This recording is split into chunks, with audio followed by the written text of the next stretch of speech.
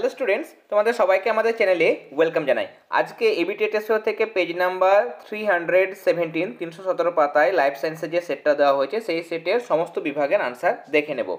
প্রথমত এমসিকিউগুলো সলভ করব। তোমরা এমসিকিউ এর যে আনসার সেগুলো একটু মিলিয়ে নেবে, বুঝেও নেবে। অনেক সময় এমসিকিউর আনসার তোমাদের এবিটি টেস্ট পেপারে ভুল দেওয়া থাকে, তার জন্য কিন্তু একবার চেক করে নেবে। ফার্স্ট কোশ্চেন, ফার্নের শুক্রাণু ম্যালিক অ্যাসিডের প্রভাবে ডিম্বাণুর দিকে ধাবিত যাচ্ছে। কেন যাচ্ছে? তাহলে এটা কী ধরনের চলন? যেহেতু স্থান পরিবর্তন হচ্ছে তার মানে ট্যাকটিক চলন, এবং রাসায়নিক পদার্থর প্রভাবে চলন হচ্ছে তার মানে কেমো কথাটা আসবে, তার মানে কেমো ট্যাকটিক চলন হবে আনসার।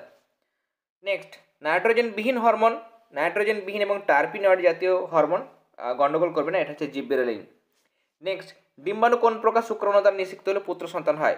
দেখো, ছেলেদের ক্ষেত্রে আমরা জানি ছেলেদের ক্ষেত্রে বা পুরুষদের ক্ষেত্রে থাকে 44খানা অটোজোম থাকে এবং একটা এক্স ক্রোমোজোম একটা ওয়াই ক্রোমোজোম। তাহলে গ্যামেট করতে গেলে গ্যামেটের মধ্যে 22A+X হতে পারে আইদার, বা 22A+Y, এই দুই ধরনের শুক্রাণু পুরুষদের হয়। তাহলে সেক্ষেত্রে কোন মহিলাদের ক্ষেত্রে কী হয়? মহিলাদের ক্ষেত্রে কি থাকে? 22A+X, দুটোই কিন্তু এক্স ঘটিত ক্রোমোজোম। যেহেতু মহিলাদের ক্ষেত্রে পুরুষদের যেমন XY আছে, মহিলাদের দুটোই কিন্তু এক্স। এবার যদি পুত্র হতে হয় তাহলে পুরুষকে কী করতে হবে? এইটা দান করতে হবে, এটার সঙ্গে এটা আসবে, তবেই দেখো 22/22 এবং এক্সের ওয়াইয়ের সঙ্গে XY, এটা কিন্তু হয়। তাহলে পুত্র সন্তান হলে পুরুষকে অবশ্যই এটা দিতে হবে, এবং কন্যা সন্তান হলে এটা দিতে হবে। কেমন? তাহলে প্রশ্ন ছিল আমাদের পুত্র সন্তান, তাহলে পুত্র সন্তান হলে অবশ্যই 22A+Y, অপশান ডি আনসার হবে। 1.4, ডিএনএতে থাকে কিন্তু আরএনএতে থাকে না। অবশ্যই থাইমিন থাকে, ডিএনএতে থাইমিন থাকে, আরএনএতে কি থাকে? থাইমিনের বদলে ইউরাসিল থাকে, অ্যাডেনিন, গুয়ানিন, সাইটোসিন এবং ইউরাসিল। এরপর 1.5, মাইটোসিসের যে দশায় ক্রোমোজোমগুলো সুস্পষ্ট গণনা করা যায়, অনেকগুলো সেটে পেয়েছি, এটা হচ্ছে মেটাফেজ দশা। 1.6, একটা শঙ্কর দীর্ঘ, লম্বা এবং একটা খর্ব, এগুলো তোমাদের বোঝানোর প্রয়োজন আছে বলে মনে করি না, তবুও তোমাদের দেখিয়ে দিচ্ছি। দেখো, এখানে একটা বলেছে আমাদের শঙ্কর লম্বার, একটা হচ্ছে বিশুদ্ধ বেটে। এদের যদি সংকরণ ঘটানো হয় তাহলে প্রথম অপত্যজনতে কী কী হবে? যাই হোক, তাহলে আমি একবার সরাসরি করছি। এটার সঙ্গে এটা যদি করি তাহলে ক্যাপিটাল টি স্মল টি হবে, এটার সঙ্গে এইটা যদি করি তাহলে ক্যাপিটাল টি স্মল টি হবে, এইটিটার সঙ্গে এইটি যদি করি তাহলে দুটোই স্মল টি, এইটির সঙ্গে লাস্টের টি যদি করি দুটোই স্মল টি। আমরা এখানে পাচ্ছি দুটো শঙ্কলম্বা, দুটো বিশুদ্ধ বেঁটে। তার মানে সোজা কথায় ফিনোটাইপ বলতে গেলে 50%, দুটো চারটের মধ্যে দুটো লম্বা, মানে 50% লম্বা বা দীর্ঘ, আর 50% খর্ব, অপশান সি। তাহলে এখানে হয়ে যাচ্ছে রাইট আনসার। 1.7 এর বলছে কোনটা সঠিক নয়? রাইবোজোম কিন্তু ক্রসিং ওভার ঘটায় না, তার মানে এটা ভুল দেওয়া হয়েছে। সবুজ বর্ণান্ধতা ডিউটেরোনোপিয়া বলা হয়। 1.9, সরীসৃপের হৃৎপিণ্ডের বৈশিষ্ট্য হচ্ছে এখানে দুটো অলিন্দ থাকে, কিন্তু নিলয়টা পুরোপুরি ভাগ থাকে না। নিলয়ের মধ্যে যদি আমরা দেখি, অলিন্দের মধ্যে দুটো দুটো কিন্তু ভাগ থাকে, কেমন? অলিন্দ দুটো ভাগ থাকে, কিন্তু নিলয়ের মধ্যে অর্ধেক পাঁচিরটা এসছে, পুরোটা কিন্তু ভাগ হয়নি, তাই না? তাহলে এখানে অপশান সি ঠিক। 1.10, ক্যাকটাস কোন ধরনের উদ্ভিদ? এটা অবশ্যই জিরোফাইট, জাঙ্গল উদ্ভিদ। 1.11, রাইবোজোম কী ধরনের ব্যাকটেরিয়া? মিথজীবী ব্যাকটেরিয়া, নাইট্রোজেন সংবন্ধনে কিন্তু সাহায্য করে। 1.12, তাজমহলের দেওয়ালের ক্ষয়ের জন্য যেটা ক্ষতিকারক সেটা হচ্ছে অ্যাসিড বৃষ্টি বা অম্লবৃষ্টি, অ্যাসিড রেন। 1.13, সঠিক কোনটা? সর্পগন্ধা থেকে রেসারপিন পাওয়া যায়, এটা ঠিক, বাদবাকিগুলো সবগুলোই ভুল দেওয়া হয়েছে। 1.14, এক্সিটো সংরক্ষণ, ক্রায়ো সংরক্ষণ। 1.15, রেড ডেটা বুক প্রকাশ করে। IUCN পুরো নামটা মনে রাখবে, international union for the conservation of nature and natural resources. বিভাগ খ সলভ করে নেব। শূন্যস্থান পূরণের আনসারগুলো আমি দেখো এখানেই লিখিয়ে দিয়েছি, তোমরা একটু মিলিয়ে নাও। ফার্স্ট, গরম বস্তুতে হাত পড়লে হাত সঙ্গে সঙ্গে আমরা সরিয়ে নিই, এটা হচ্ছে সহজাত প্রতিবর্তক ক্রিয়া। এটা কিন্তু অর্জিত নয়, আমাদের কিন্তু শিখতে হয় না, অটোমেটিক সেটা সবার মধ্যেই কিন্তু চলে আসে জন্ম থেকে, তাহলে এটা সহজাত। স্যাটেলাইট যুক্ত ক্রোমোজোমকে স্যাট ক্রোমোজোম বলা হয়। 2.3, কোন পেশি সংকুচিত হলে ভাঁজ করা হাত সোজা হয়? ভাঁজ করা হাতটা সোজা হয়েছে, তাহলে হাতের মধ্যে পেশিটার নামটা জিজ্ঞাসা করেছে, কোন ধরনের পেশি নয় সেটা কিন্তু জিজ্ঞাসা করেনি। পেশিটার নাম তোমরা লিখে দেবে ট্রাইসেপস পেশি। 2.4, হ্যাপ্লয়েড ডিপ্লয়েড জন্য পর্যায়ক্রমিক, হ্যাপ্লয়েড N এবং 2N এর পর্যায়ক্রমিক ফিরে ফিরে আসা, এটা হচ্ছে যৌনক্রম বলা হয়। 2.5, ড্যাশের সঙ্গে নিউক্লিক অ্যাসিড যুক্ত হয়ে প্রথম কোষ বা যেটাকে প্রোটোবায়ন বলা হয় বা প্রোটোসেল বলা হয় সেটা সৃষ্টি হয়েছিল, আনসার হবে কোয়াসারভেট। 2.6, ওই ব্যক্তির কারণে সমস্ত অঙ্গ গঠিত হয়, এটার আনসার হবে অপসারী। এরপরে সত্য মিথ্যা যেগুলো আছে সেগুলো আনসার মিলিয়ে নাও। প্রথমে দিয়েছে দেখো, ড্রসোফিলা মাছেকে পরপর 60 জন ধরে অন্ধকার ঘরে রেখে দিলে জনন ঘটালে সব মাছি অন্ধ হয়ে যায়, কোনো মাছি কিন্তু অন্ধ হয় না। কেমন, এটা একটা ব্যতিক্রম ছিল, তাহলে এটা ভুল। মানব শিশু লিঙ্গ নির্ধারণে মাতার ভূমিকা নয় পিতার ভূমিকা প্রধান, তার মানে এটা ভুল দেওয়া হয়েছে, আমি ক্রস দিয়েছি। থ্যালাসেমিয়া এক প্রকার অবশ্যই অটোজমাল মানে অটোজম জিন ঘটিত রোগ, কিন্তু সেটা প্রকট নয়, সেটা প্রচ্ছন্ন, তার জন্য কিন্তু এটা ভুল হয়ে যাবে। 2.10 দেখো, এখানে বলছে পশ্চিমবঙ্গে জলদাপাড়া গোরমারা ব্যাঘ্র প্রকল্পের জন্য বিখ্যাত, একশৃঙ্গ গন্ডার হয়, ব্যাঘ্র প্রকল্প নয়, এটা ভুল। হটস্পটে সংরক্ষিত একটা বিপন্ন উদ্ভিদ, অবশ্যই পূর্ব হিমালয়ে রোডোডেন্ড্রন পাওয়া যায়, এটা ঠিক।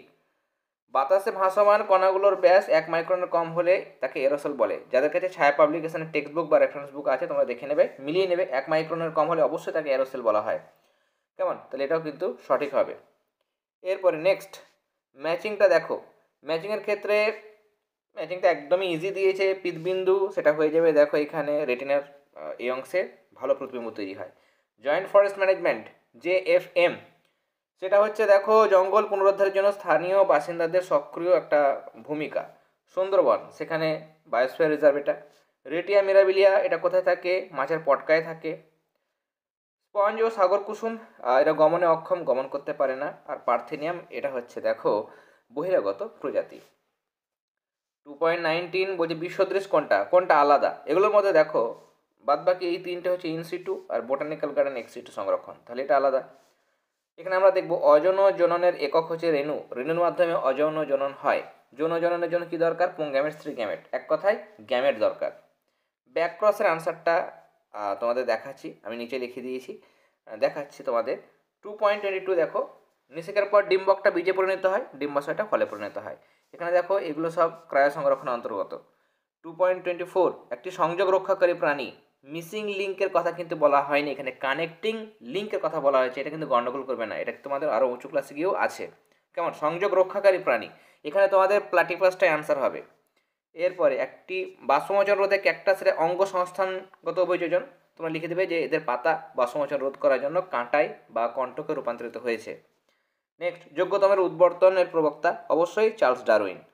আর যেটা ব্যাকক্রসের কথা বলা হয়েছে, ব্যাকক্রস মানে কি, ব্যাকক্রস মানে হচ্ছে মানে আমাদের কি বলবো পিজনুতে তাদের যে পিজনু, তাদের থেকে যে সন্তান হলো না F1 জনু হলো, তার থেকে F1 জনু হলো। আচ্ছা, আমি F1 জনুটা যদি এখানে লিখি, নিচে লিখি, তাহলে সুবিধা হবে তোমাদের।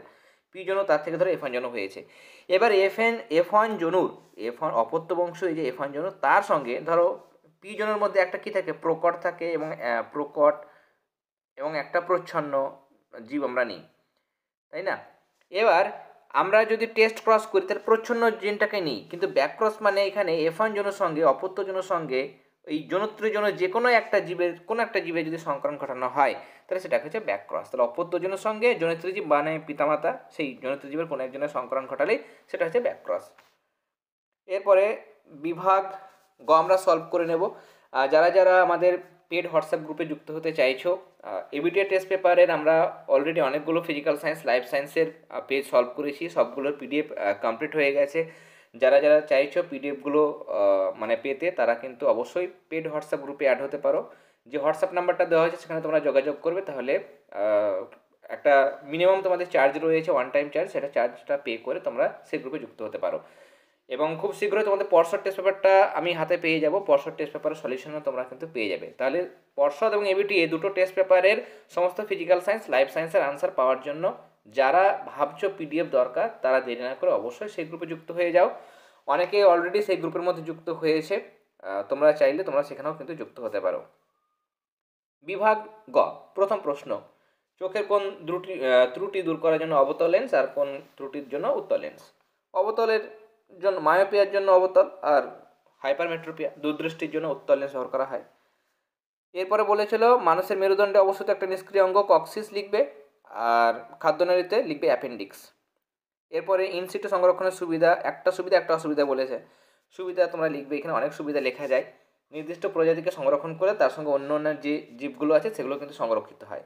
আর ইনসিটুর অসুবিধা হচ্ছে যে বিশাল একটা বড় একটা এরিয়া দরকার, বনাঞ্চলটা বড় দরকার, কিন্তু সেটা সবসময় হয় না, সবসময় বৃহৎ আকারে কিন্তু পাওয়া যায় না, এটা একটা অসুবিধা।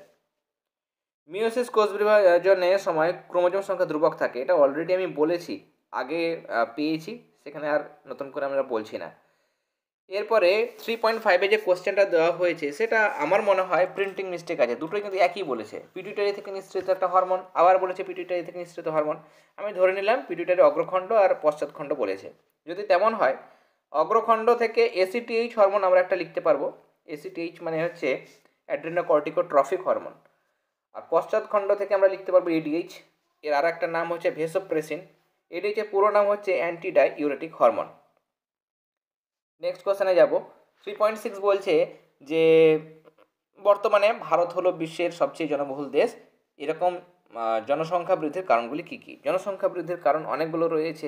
এই যে বিভিন্ন ধরনের বন্যা, খরা, দুর্ভিক্ষ, মহামারী প্রভৃতি নিয়ন্ত্রণ মানুষ শিখে গেছে, তাহলে এই সমস্ত নিয়ন্ত্রণের জন্য কিন্তু মানুষের মৃত্যুর হারটা কমে গেছে, তার জন্য জনসংখ্যা বাড়ছে।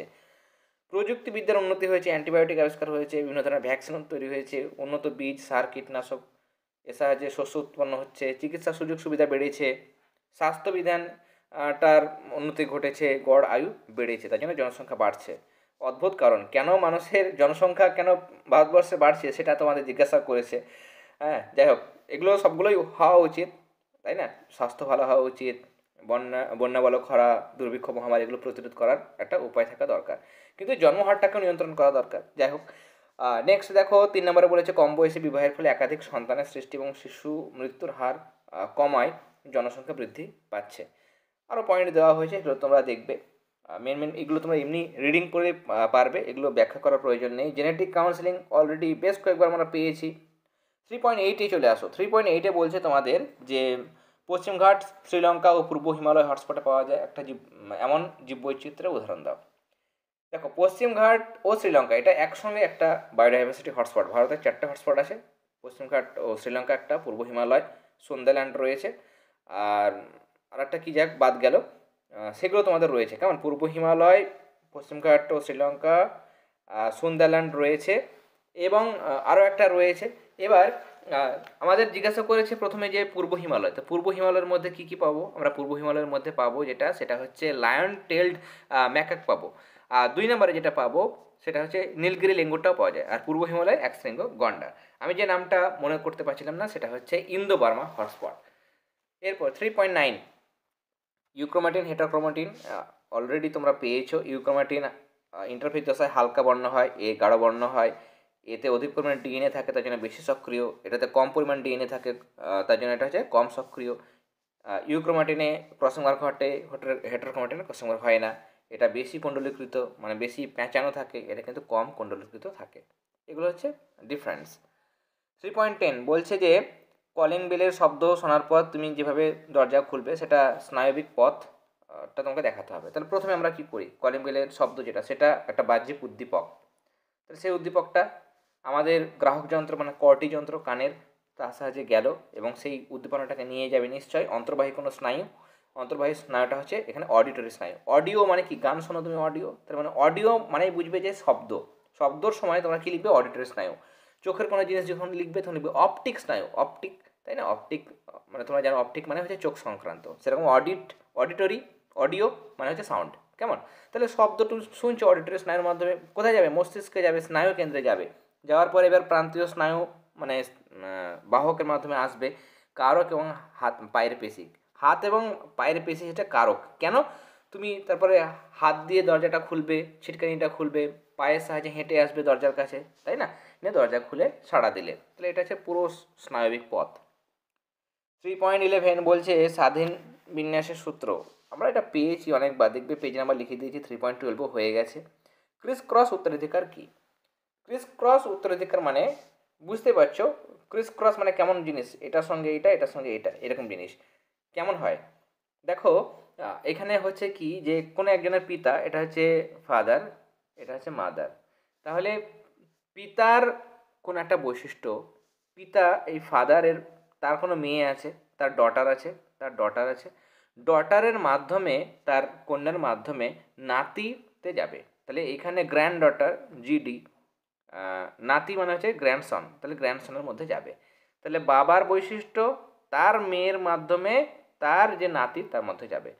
বা হতে পারে কি, এই যে মায়ের বৈশিষ্ট্য তার ছেলের মাধ্যমে, কোথায় যাবে? তার ছেলের মাধ্যমে চলে যাবে নাতনি, মানে গ্র্যান্ড ডটারের মধ্যে যাবে। তাহলে এরকম যে হচ্ছে ক্রস হচ্ছে সেটা হচ্ছে ক্রিস ক্রস উত্তরাধিকার। এরপর 3.14 সন্ধ্যামালতী গাছে অসম্পূর্ণ প্রকটতা দেখা যায়। পরীক্ষা পর্যবেক্ষণ সমস্ত যেগুলো বলেছে এগুলো তোমরা লিখবে। 3.15 বলেছে গমনের মানে দুটো সম্ভাব্য কারণ, অনেকগুলো কারণ দেওয়া হয়েছে, এখান থেকে যে কোনো দুটো কারণ তোমরা লিখবে। এটা মোস্ট প্রবাবলি 2024 মাধ্যমিকে এসেছিলো, তোমরা একটু দেখে নিও। 3.16 যে প্রশ্নটা দেওয়া হয়েছে সেটা এই টাইপের প্রশ্ন আমরা আগেও পেয়েছি। সেখানে হিমোফিলিয়া দিয়ে প্রশ্ন এসেছিলো যে এই যে রোগ বর্ণান্ধতা হোক বা হিমোফিলিয়া এই সমস্ত রোগ কেন পুরুষদের ক্ষেত্রে বেশি হয়, স্ত্রীদের ক্ষেত্রে কিন্তু বেশি হয় না, স্ত্রীলোক অপেক্ষা পুরুষরা বেশি আক্রান্ত হয় কেন। আর একবার ব্যাখ্যা করে দিই বর্ণান্ধতা দিয়ে। ধরো বর্ণান্ধতার জন্য দায়ী যে জিন সেটা হচ্ছে সি, এবং সি প্লাস যেটা সেটা হচ্ছে স্বাভাবিক। পুরুষদের একটা এক্স ক্রোমোজোম একটা ওয়াই ক্রোমোজোম, তাহলে যদি পুরুষের মাথায় সি প্লাস থাকে তার মানে সেটা স্বাভাবিক, আর পুরুষদের ক্ষেত্রে যদি এক্সের মাথায় সি থাকে তাহলে সেটা হচ্ছে এই পুরুষটা হচ্ছে আক্রান্ত। বোঝা গেল। মহিলাদের ক্ষেত্রে দুটো এক্স ক্রোমোজোম, তাই না?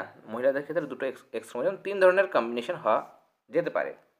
দুটো যদি সি প্লাস হয় মহিলাটা স্বাভাবিক হবে, একটার মাথায় সি প্লাস একটা সি মহিলাটা বাহক হবে, দুটোর মাথাতেই সি মানে মহিলাটা কী হবে, আক্রান্ত হবে। তাহলে মহিলা স্বাভাবিক, মহিলা বাহক, মহিলা আক্রান্ত। তাহলে যদি আক্রান্ত হওয়ার চান্স কত, 3টের মধ্যে একটা, তাহলে 1/3 মানে 33 দশমিক সামথিং, তাই না? 33.33%। পুরুষদের ক্ষেত্রে একটা স্বাভাবিক একটা আক্রান্ত মানে চান্স হচ্ছে 50%, তাহলে পুরুষদের চান্সটা কিন্তু বেশি হয়ে যাচ্ছে, তাই না? তাহলে এই জিনিসটা এখানে ব্যাখ্যা করা হয়েছে, আমি তোমাদের সহজ করে ব্যাখ্যা করলাম। আমি যেটা বললাম সেটাও তোমরা লিখতে পারো, সেখানেও কিন্তু জিনিসটা খুব ভালো হবে। 3.17 বাঘ বিলুপ্ত হয়ে গেছে, হরিণ আছে, এরকম একটা জায়গায় মানে কী কী সুবিধা পাবে আর কী কী জীবন সংগ্রামে তাদের লিপ্ত হতে হবে। এখানে 3.17 লিখবে যেখানে 3 ধরনের সংগ্রাম, অন্তঃপ্রজাতি মানে বাঘেদের নিজেদের মধ্যে সংগ্রাম হবে, আন্তঃপ্রজাতি মানে খাদ্য আর বাসস্থানের জন্য বাঘ এবং অন্য প্রজাতির প্রাণীর সঙ্গে তাদের সংগ্রাম হবে, আর পরিবেশের সঙ্গেও কিন্তু সংগ্রাম হবে। 4.1 যে ছবিটা দেওয়া হয়েছে চোখে লম্বচ্ছেদ এবং তার সঙ্গে মেটাফেজ দশা, একবারে পেজ নাম্বার 79 সেম প্রশ্ন দেওয়া হয়েছে, তোমরা দেখে নিও কেমন। সেখানে ভালো করে চিত্র আমি দিয়ে দিয়েছি, সেই চিত্রটা খুব সুন্দর দেওয়া হয়েছে, সেই চিত্রটা তোমরা করতে পারো। 4.2 এখানে বলছে তোমাদের মাইক্রো প্রপাগেশন পদ্ধতি তোমরা লিখবে কীভাবে এক্সপ্ল্যান্ট বাইরে থেকে একটা আমাদের এক্সপ্ল্যান্ট নির্বাচন করতে হয়, তাই না? উদ্ভিদের কোনো একটা কোষ বা কলাকে নির্বাচন করতে হয়, তারপরে পুষ্টি মাধ্যম বা কালচার মিডিয়ামে রেখে তাকে বিভিন্ন ধরনের উদ্ভিদ হরমোন দিতে হয়, অক্সিন সাইটোকাইনিন নিয়ে তাকে পালন করা হয়। তারপরে সেখান থেকে ক্যালাস গঠিত হয়, ক্যালাস মানে হচ্ছে মানে অবিভেদিত কোষপুঞ্জ গঠন, সেটা হচ্ছে ক্যালাস। তারপরে মূল, নিচের দিকে মূল আর উপর দিকে বিটপ তৈরি হয়। তারপর সেখান থেকে প্ল্যান্টলেট মানে ছোটো ছোটো চারা গাছ তৈরি হয়, তারপর সেটাকে মাটিতে রোপণ করলে নতুন করে গাছ তৈরি হয়। এর সঙ্গে যেটা প্রশ্ন ছিল দেখো আমি পেজ নাম্বারগুলো মেনশন করে দিয়েছি, অলরেডি হয়ে গেছে। 4.4 বলছে এখানে যে অভিব্যক্তির সাপেক্ষে জীবাশ্ম ঘটিত প্রমাণ। জীবাশ্ম দেখো প্রথমে আমরা যে পয়েন্টটা আলোচনা করব সেই পয়েন্টটা হচ্ছে যে জীবের উৎপত্তির সময় নির্ধারণ। সমুদ্রতল বা পাললিক শিলাস্তরে কোনো জীবাশ্ম হয়তো পাওয়া গেল, এবার C14 আইসোটোপ নিলাম, নিয়ে কার্বন ডেটিং পদ্ধতির সাহায্যে সেই জীবাশ্মের আমরা বয়স নির্ণয় করতে পারি। যেমন আফ্রিকার শিলাস্তরে প্রাপ্ত জীবাশ্ম সেটা কার্বন ডেটিং পদ্ধতিতে দেখা গেছে যে সেই জীবাশ্মটা প্রায় 300 কোটি বছর আগেকার। কেমন ইওবায়ন্টের মানে আগে ইওবায়ন্টের আবির্ভাব ঘটে। এরপরে নেক্সট ভৌগোলিক বিস্তার, কোন কোন জায়গায় সেটা ছড়িয়েছিল, যে জায়গায় জীবাশ্ম পাওয়া যাবে নিশ্চয়ই সেই জায়গাতেই ছিল, সেই সম্পর্কে আমরা জানতে পারি। বিলুপ্ত জীবের গঠন, তাদের আকার, যেমন ইউহিপ্পাস যেটা ছিল তার আকার কেমন ছিল, সেখান থেকে কীভাবে বিভিন্ন যুগে বিভিন্ন আকারের বা আকৃতির ঘোড়ার আবির্ভাব হয়েছে সেটা আমরা জানতে পারি। হারানো যোগসূত্র মানে মিসিং লিঙ্ক, সরীসৃপ থেকে পক্ষী শ্রেণীর উৎপত্তি ঘটেছে সেটা আমরা আর্কিওপটেরিক্স থেকে জানতে পারি। এরপরে আর্কিওপটেরিক্স মানে কি, কিছুটা সরীসৃপ আর বাকিটা ডানাও রয়েছে, পক্ষীর মতো জিনিস, তাই না? কিছুটা সরীসৃপ কিছুটা অর্ধেকটা হচ্ছে পক্ষী, পাখির মতো দেখতে। এরপর লাস্টে জীবের ক্রমবিবর্তন কীভাবে ঘটেছে, তাই না, সেটা কিন্তু জানতে পারা যায়। এরপরে নেক্সট এর সঙ্গে আরও একটা প্রশ্ন ছিল, এটা কিন্তু শর্ট কোশ্চেনের মধ্যেও দেয়, কেমন, এটা একটু জেনে রাখবে। দেখো ব্যক্তিজনী বলেছে যে জীবজনীকে পুনরাবৃত্তি করে, মানে অন্টোজেনি রিপিটস ফাইলোজেনি, অন্টোজেরি দিয়েছে, অন্টোজেরি নয় অন্টোজেনি, ঠিক আছে, অন্টোজেনি রিপিটস ফাইলোজেনি। বলছে ব্যক্তিজনী মানে কি, ব্যক্তিজনী হচ্ছে যে কোনো মানে জীবের জীবন ইতিহাস, তার মানে লাইফ হিস্ট্রি। আর জাতিজনী কি? জাতিজনী হলো জীবের বিবর্তনগত ইতিহাস। কীভাবে কীভাবে ধরো ঘোড়া একদম আদি যুগ থেকে শুরু করে ইউহিপাস থেকে ইকুয়াস কীভাবে সৃষ্টি হয়েছে তার পুরো ইতিহাস, সেটা হচ্ছে বিবর্তনের ইতিহাস, সেটা হচ্ছে জাতিজনী। এবার বলছে ব্যক্তিজনী জীবজনীকে পুনরাবৃত্ত করে, রিপিটস করে। মানে এটা কি? এটা আর্নেস্ট হেকেলের দেওয়া সূত্র, বায়োজেনেটিক ল বলা হয়, সূত্র বলা হয়, বা পুনরাবৃত্তিবাদ বলা হয়। এই সূত্রের মানে এই যে সূত্র বা তত্ত্ব, তার বক্তব্য হচ্ছে যে প্রতিটি জীবের ভ্রূণের পর্যায়গুলি জীবজনী বা অন্টজনী ওই জীবটির অভিব্যক্তির পর্যায়গুলির মধ্যে দিয়ে যায়। যদি মাছের ভ্রূণ দেখো, মানুষের দেখো, অন্যান্য প্রাণীর, বেশ কয়েকটা প্রাণীর দেখবে তোমাদের বইয়ে দেওয়া আছে, সবার ভ্রূণ দশার ছবি যদি দেখো তাহলে মোটামুটি একই রকম দেখতে লাগে, তাই না? সবার ভ্রূণটা একই রকম দেখতে হয়। তার মানে তারা একই জায়গা থেকে সৃষ্টি হয়েছে এবং সেই জায়গাগুলো তারা কিন্তু রিপিট করে, তাই না? কম সময়ের মধ্যে যখন জন্মের আগে তারা কিন্তু ভ্রূণ দশায় সেই সমস্ত স্ট্রাকচারগুলো কিন্তু নেয়। কেমন? সেরকমই দেখতে কিন্তু মনে হয়। তাহলে তারা আগে যেরকম বিবর্তনে তারা ফিরে এসেছে সেই সমস্ত বিবর্তনের মতো জিনিসটা কিন্তু প্রত্যেকটা সন্তান যখন মায়ের পেটে থাকে, সে মানুষ হতে পারে বা যে কোনো প্রাণী, দেখবে তোমাদের বইয়ে ছবি দেওয়া হয়েছে, তাহলে সেই ভ্রূণগুলো কিন্তু একই রকম দেখতে মনে হয়। কেমন একই রকম দেখতে মনে হয়? মানে তাদের পুরো বিবর্তনের যে ইতিহাস, সেই বিবর্তনের ইতিহাসগুলো তারা কিন্তু সেই ভ্রূণ দশাতে রিপিট করে, তাই না? তোমাদের বইয়ে দেখবে ছবি দেওয়া আছে, মাছের ছবি আছে, স্যালামান্ডার, কচ্ছপ, মুরগি, খরগোশ, মানুষ, এই সবগুলোরই ভ্রূণগুলো কিন্তু একই রকমের দেখতে হয়। কেমন? তো সেইগুলোই এখানে বলা হয়েছে যে এদের মধ্যে কিন্তু ভ্রূণের সাদৃশ্য লক্ষ্য করা যায়। 4.4 অথবা যেটা প্রশ্ন আমি পেজ নাম্বার লিখে দিয়েছি, সেকেন্ড পার্ট এখানে বলেছে যে আমাদের 4.4-এর অথবা, আচ্ছা, ওই ব্যক্তির মুখ্য ঘটনা হয়ে গেছে। হট ডাইলুট স্যুপ কি? কেমন? এটা তোমরা ক্লাস 9-এ পড়ে এসছো যে সরল জৈব যৌগ থেকে বিভিন্ন জটিল জৈব যৌগ তৈরি হয়েছিল, অ্যামাইনো অ্যাসিড, নিউক্লিওরাইড, ফ্যাট তৈরি হয়েছিল। তারপরে সেগুলো মানে কী হয়, সমুদ্রের জলে, উত্তপ্ত জলে এক ক্লোরাইডের মতো ছড়িয়েছিল, তাই না? তো সেটাকে বলা হয় হট ডাইলুট স্যুপ। এটাকে কিন্তু প্রিবায়োটিক স্যুপও বলা হয়। 4.5-এ জলদূষণের কারণ, এগুলো তোমরা পারবে, টেক্সট বুক থেকেও করে নিতে পারো। আর বিওডি মানে কি? বিওডি মানে হচ্ছে বায়োলজিক্যাল অক্সিজেন ডিম্যান্ড। ফুল ফর্মটাও শর্ট কোশ্চেনে জিজ্ঞাসা করতে পারে, দেখে নিও। বলছে কাগজ শিল্প, খাদ্য প্রক্রিয়াকরণ, ফুড প্রসেসিং, চর্মশিল্প প্রভৃতির উপজাত দ্রব্য, গৃহস্থালির উপজাত দ্রব্যে প্রচুর পরিমাণে জৈব পদার্থ থাকে। এবার এগুলো যখন জলে ফেলে দেওয়া হচ্ছে তখন জলে অণুজীবের সংখ্যা কিন্তু বেড়ে যায়, যেহেতু পুষ্টি দ্রব্য এগুলো সব। তাহলে যখন ফেলে দেওয়া হচ্ছে তখন প্রচুর পরিমাণে অণুজীবের সংখ্যা বা মাইক্রো অর্গানিজমের সংখ্যা বেড়ে যাচ্ছে। এবার তাদের তো অক্সিজেন দরকার, তারা তো বেঁচে থাকবে, অক্সিজেন দরকার। তাহলে জলে তারা যদি অক্সিজেন নিয়ে নেয় তাহলে জলে অক্সিজেনের পরিমাণটা কমে যাবে। তাহলে এখানে একটা অক্সিজেনের ডিম্যান্ড বা চাহিদা দেখতে পাওয়া যাবে। এটাকে বলছে জৈব অক্সিজেন চাহিদা বা বিওডি। 4.5-এর অথবা প্রশ্ন ছিল তোমাদের যে মানুষের ওপর মাটি দূষণের প্রভাব, এগুলো লিখবে। মানুষের ওপর প্রভাব আমি এখানে দিয়ে দিয়েছি। আর এর সাথে প্রশ্ন ছিল জীব বিবর্ধন বা বায়োম্যাগনিফিকেশান, অলরেডি হয়েছে। এখানে আমি নতুন করে অন্য জায়গা থেকে দেখিয়েছি, এই জায়গাটা তোমরা করতে পারো। কেমন? 4.6-এর ছিল অভয়ারণ্য, জাতীয় উদ্যান, সংরক্ষিত বনের মধ্যে পার্থক্য।